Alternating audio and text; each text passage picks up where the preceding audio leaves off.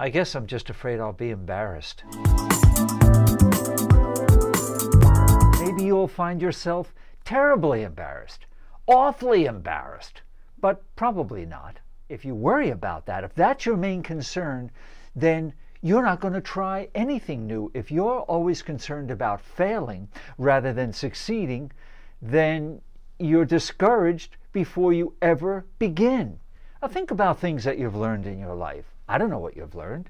I've learned to ride a bicycle. Have you learned to ride a bicycle? When you were learning to ride a bicycle or roller skate or one of those things that we do as kids, were you concerned about falling? You were probably more focused on riding than falling down. Now, after you fell 1 or 2 or 3 times, maybe you started thinking, well, I don't really like falling, so I really have to learn how to do this well because I like riding, and riding is where it's at. It's like any other skill. You have to risk in order to advance yourself. You have to risk failing in order to succeed. That's just the way it is. And then that's the way it is with speaking. It's no different. There are ways to learn. There are ways to incrementally see that you can do this thing that you may have this enormous fear about at the moment. And it may be well-grounded fear. It may be substantiated fear. But it doesn't mean you can't get over it, because you can. So then the question is, how do you begin? Well, you begin at the beginning. And the beginning is with you making the decision, the conscious, positive, proactive decision, I want to be able to speak in public forums, at company meetings, at community meetings. I want to be able to offer my opinion, my suggestions, my solutions. I want to be able to do that. I am tired of delegating it to other people. I will find a way to overcome my resistance. And if you decide that, you will overcome your resistance. You'll look back on this moment and say, boy, was I strong? Was I focused on my future? And was I willing to risk to open up my life to new possibilities? You're really going to be proud of this moment. What you're basically saying is, yes, I know there's embarrassment. I know there's going to be awkward moments. I know there's going to be times when I'm going to wish I hadn't done this, but they're going to be small little bits of time. Because the personal growth you're going to experience, the confidence you're going to develop, the power you're going to feel within yourself is going to be far greater than all the little bits of problems and stress and embarrassing moments you're going to feel. They are going to pale by comparison to the wins you're going to experience. You're going to be very proud of yourself. When I first got into acting lessons here in Hollywood, which isn't really what I came here to do, but it's what happened, I suffered greatly the first couple of times I had to deliver a prepared speech, a prepared scene delivered to my acting coach and the other actors in the workshop. It was awful. I would sweat profusely.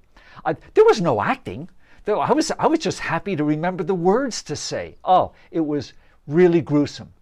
But I stayed with it, and now here I am in my own little studio talking to you. I've done all sorts of wonderful things that I never ever would have had the opportunity to do had I not just worked through that embarrassment, that fear, those awkward moments. I am not so special. I just wanted to do it. If you want to do it, you can. Now, where do you begin to find somebody to help you? Because you should have a guide. I would suggest to you that if embarrassing yourself is really high on your list of resistance, then I think you shouldn't join a class. Not initially. I would really look for a one-to-one situation where there is nobody to judge you. There's only you and your trainer or your coach or your teacher, whoever it is. You and the coach. You and the coach is not going to belittle you. The coach isn't going to laugh at you. That's not his or her position. That's not what they're there to do. You begin that way, and when you get over that fright, that terribly severe fright, then you could consider going out and joining a class or a social group of speakers where you meet once a month, once every 2 weeks, something like that. So let me recap. You want to get over your fear of speaking? You see the benefits of it? You really would like to be able to participate? You're afraid of being embarrassed. Well, being embarrassed is part of learning a lot of new skills. We've learned that so far throughout our lives, right? I did when I was getting into acting. I've done a lot of other things where I was embarrassed at first. You accept it. But what you do wisely is put yourself into a learning situation where you're not going to be embarrassed. And the best way to do that when you're learning something like speaking in public and presentations, learning presentations, is to work one-on-one with someone. It eliminates an audience. And it frees you up to try things, to stretch, to get, out and wow, I really can move my body. How great that is. Try it. You will be surprised how wonderful, freeing it is for you. You can do this if you want to. And I want you to. So good luck. Happy speaking, and stop by and visit again.